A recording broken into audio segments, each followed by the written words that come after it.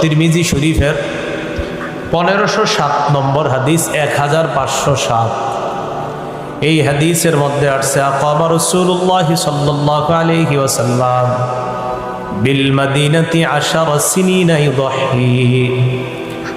রাসূলুল্লাহ সাল্লাল্লাহু আলাইহি সাল্লাম মদিনায় 10 বছর অবস্থান করেছেন, 10 বছর কোরবানি করছেন। এর চেয়ে বড় আর গুরুত্ব কি দরকার? মানে গুরুত্ব কতটা হলে প্রত্যেক বছর কোরবানি করছেন? তাহলে 10 বছর মদিনায় অবস্থান করেছেন, 10 বছর কোরবানি করছেন, গুরুত্ব আছে না নাই? 6 নম্বর কথা, কোরবানির ফজিলত। কোরবানির ফজিলতের কয়েকটা ফজিলত আমরা জানি। প্রথম ফজিলত, কোরবানির দিন কোরবানি করা, পশু জবাই করা, এটার চাইতে উত্তম শ্রেষ্ঠ কোনো